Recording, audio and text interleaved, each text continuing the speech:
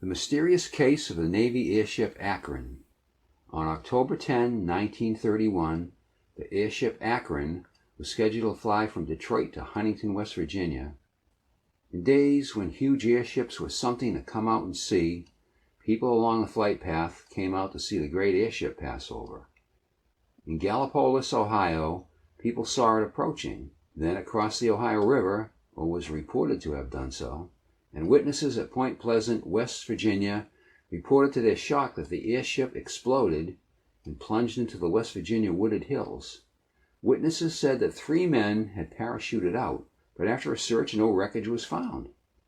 The altitude of the airship was planned to be 300 feet for this journey, which is just about the bare minimum for a parachutist to bail out of an aircraft. The reported explosion of the airship Akron couldn't have been due to the gas that held it aloft, because it used helium, which is inert, unlike 8 years later, the Hindenburg that used hydrogen, which is highly flammable. If the craft exploded, it would have been from fuel used to power the engines that allowed the airship to move against the wind and to maneuver. The Akron could carry a lot of fuel for the long flights that it made. Later, to the further shock of witnesses, it was found out that the airship had never left Detroit. It was due to bad weather along the flight path. They were told they couldn't have possibly seen it. And what did they see? All those witnesses. All those who swore they had seen the airship explode and the craft crash to the ground. It's not as if the Akron was a small craft, not something that the witnesses would have just thought they had seen. It was close to 800 feet long and was one of the biggest aircraft that ever flew. Also, it was only supposed to fly that route at 300 feet. It would be like a nuclear submarine, if it could fly, passing over you just a few hundred feet up and people misidentifying it. If they were close enough to say that they saw 3 men parachute out, and they could make out something that small, it's unlikely they would misidentify an airship that was massive compared to the parachutists.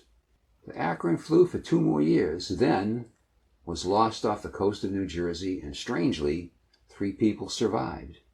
The craft had been battered by updrafts and then downdrafts, which caused her tail to hit the sea.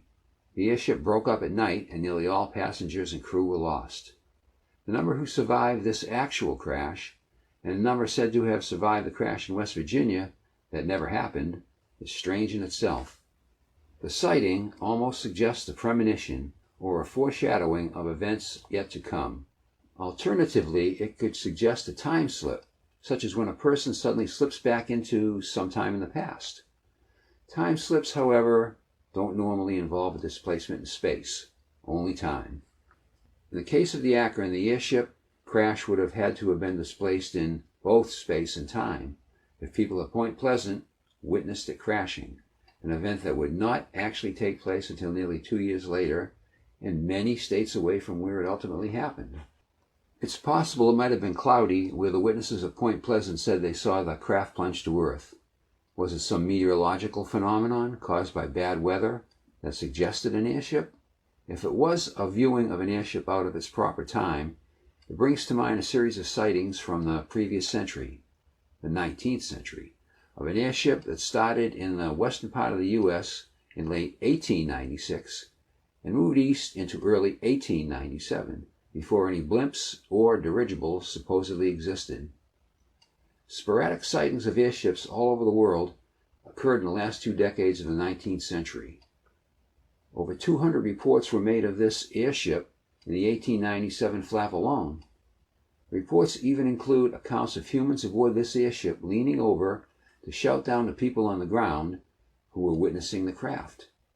It makes you wonder if it was a very early airship made by an inventor, and he decided to make it public by flying it across the country. Then, before he could officially announce the craft, it might have crashed in some place where the wreckage has not yet been found. It's also worth noting that Point Pleasant, West Virginia, isn't limited to sightings of airships that were never actually there. If you've never seen the movie The Mothman Prophecies, it is a fictitious account of the real-life collapse of the bridge between Gallipolis and Point Pleasant after numerous reports of Mothman sightings. On our scale of probable unexplained phenomena, we give this mysterious sighting of the Airship Akron a 5, meaning maybe yes, maybe no. We can't rate it higher because why did nobody bring a camera out when an airship flying over was supposed to be such a big deal not to be missed in 1931? Please feel free to leave a comment to let us know what you think happened near the Ohio River in 1931 when the Airship Akron was observed crashing, with the Navy later stating that it never left Detroit. Please click on the subscribe button to receive our next and subsequent episodes of amazing unexplained phenomena. Thank you for watching.